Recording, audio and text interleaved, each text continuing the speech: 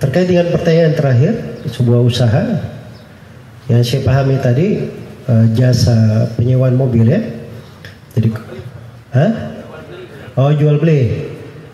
Kalau jual beli itu tidak ada masalah, ada kredit, beda harga. Kalau cash sekian, kalau kredit sekian, itu tidak ada masalah. Yang penting di kreditnya itu jangan ada tambahan saja. Kalau ada keterlambatan jangan ada denda. Ya. Jelas ya? Adapun kalau dia mengatakan misalnya mobil ini kalau cash 200 juta, kalau dicicil selama 1 tahun maka dia menjadi 220 juta nilainya atau 240, itu tidak ada masalah. Menurut pendapat mayoritas ulama, bahkan sebagian ulama mengatakan itu adalah hal yang disepakati tentang bolehnya. Disepakati tentang bolehnya. Nah itu kalau jenis kreditnya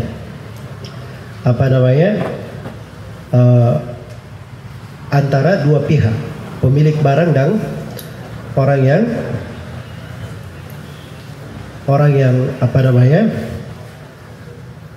orang yang mengkredit itu sendiri.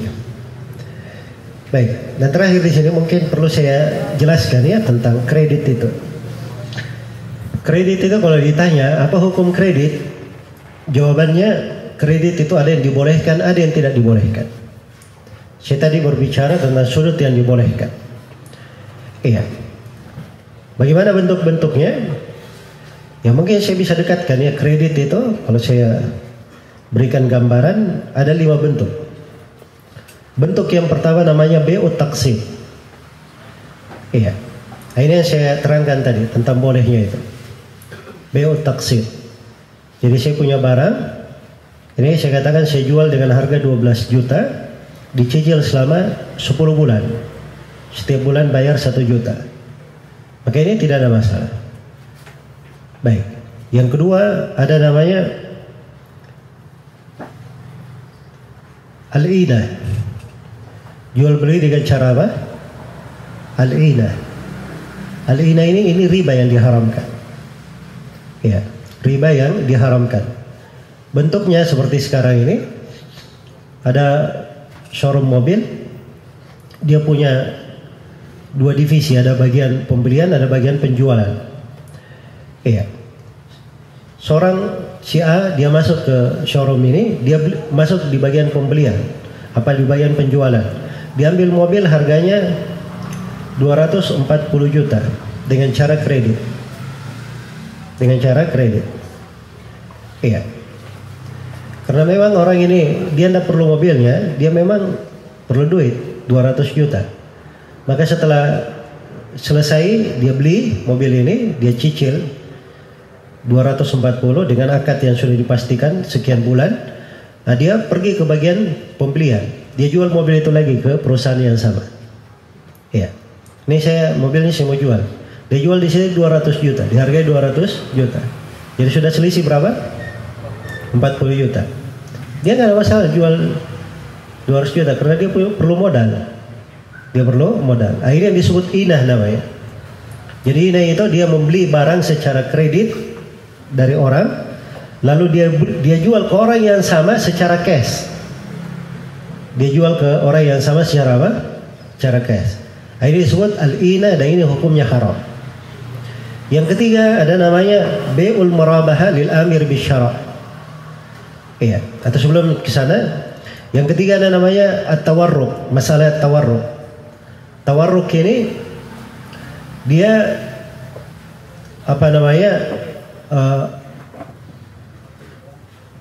dia menjual barang atau dia beli barang dari si A.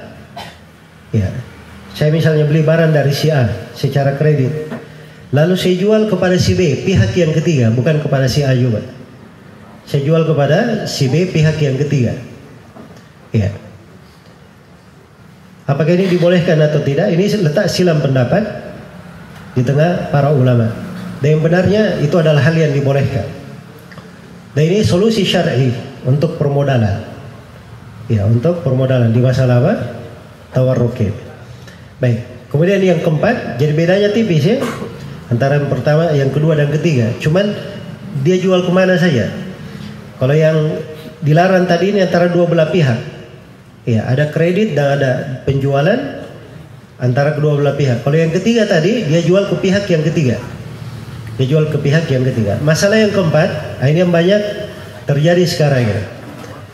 Masalah yang keempat namanya bai'ul murabahah lil amir bisyara. Iya. Saya tidak punya duit. Saya ingin mobil. Saya ingin mobil, saya datang pergi kepada si A. Saya katakan kepada si A, tolong belikan mobil itu. Harganya 240 juta. Saya ingin cicil 1 juta, saya ingin cicil 10 juta per bulan. Berarti selama 2 tahun ya. Ya. Harganya 200 juta kalau cash. Tapi saya bilang kepada si A, kau beli mobil itu, nanti saya cicil kepada kamu 240 juta. Kata si A, nggak ada masalah. Ya. Dia pergi beli mobil itu. Terus saya cicil dari si A. Ini boleh atau tidak? Ya, ini yang sekarang yang hampir di setiap penjualan itu seperti ini bentuknya. Ya, penjual motor, penjual mobil dia tidak mengkreditkan, tapi ada pihak yang ketiga, leasing ya, yang mengkreditkan. Ini boleh atau tidak? Ini juga letak silam pendapat di tengah para ulama, khususnya di masa sekarang, sebab ini banyak terjadi di masa sekarang. Dan yang benarnya itu boleh dengan 3 syarat. Boleh dengan 3 syarat. Syarat yang pertama, pihak pemodal dia beli barang itu dulu cash. Dia beli barang itu dulu, dia miliki dahulu, baru setelah itu transaksi dengan pihak pemesan. Jelas ya? Itu syarat yang pertama. Jadi dia miliki dulu barang, supaya dia jangan jatuh di dalam larangan menjual sesuatu yang bukan miliknya. Kemudian syarat yang kedua, kalau terjadi kerugian atau terjadi sesuatu pada saat proses pembelian, maka itu tanggungan si pemodal. Saya datang kepada si A, belikan saya mobil tadi itu yang 200 juta. Si A pergi beli. Ya.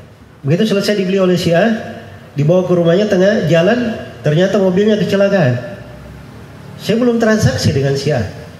Maka di sini yang menanggung kerugian itu adalah si A. Jangan dibebankan ke saya, harus dia menanggungnya.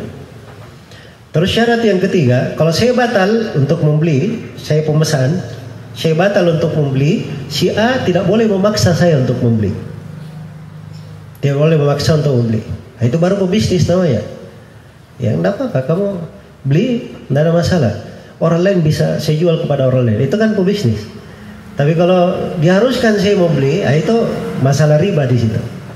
Dia cari keuntungan saja. Jelas ya? Jadi dengan 3 syarat ini dibolehkan. Ini letak kekeliruan leasing sekarang ini. Belum lagi dia bayar kepada pihak dealernya, dia sudah bikin akad tanda tangan. Jadi orang yang mau beli motor, mau beli mobil, tanda tangan dulu, tanda tangan semua. Sudah lengkap? Ya sudah. Nanti besok motornya datang. Dia baru selesaikan proses dengan dealer tersebut. Ini sudah bikin akad, namanya menjual sesuatu yang bukan miliknya, yang belum menjadi miliknya, dan itu hukumnya haram. Jadi diingat ya, 3 syarat untuk bentuk yang keempat ini. 3 syarat. Syarat yang pertama apa tadi? Harus dia miliki. Syarat yang kedua, kalau terjadi kerugian atau beban sesuatu, itu ditanggung oleh pihak pemodal. Ya, sebelum terjadi transaksi. Kemudian yang keempat, yang ketiga, kalau pihak pemesan batal, tidak boleh untuk dia apa? Untuk dipaksa membelinya. Baik, itu 3 syarat. Bentuk yang kelima dari kredit di masa ini disebut dengan nama al-ijaru al-mumtahi bit-tamlik.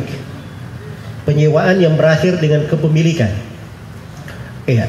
Nah, ini kadang atau kebanyakannya dipakai untuk alat-alat berat ya. Misalnya perusahaan dia sewa pembangkit listrik atau apa begitu. Ya, nanti ini dia sewa sekian 5 tahun. Kalau genap 5 tahun berubah menjadi kepemilikan perusahaan itu. Ya.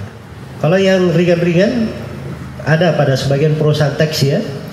Ya, sopir taksinya disuruh bayar setoran. Kalau dia sudah berhasil dalam 5 tahun menyetor dengan jumlah itu, maka mobil taksi itu menjadi milik dia. Menjadi milik dia. Nah, ini ada beberapa bentuk. Tapi bentuk yang saya sebutkan tadi, yang umumnya dia menggabungkan dua akad, itu tidak dibolehkan menggabungkan dua akad. Jadi akadnya penyewaan, setelah itu berakhir dengan pemberian atau penjualan. Nah, itu menggabungkan dua akad namanya. Dan itu adalah hal yang tidak dibolehkan.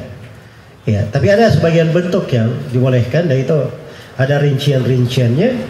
Hanya saja saya ingin memberi gambarannya bahwa bentuk kredit itu banyak, bukan hanya satu jenis saja. Wallahu ta'ala. Baik, selesai.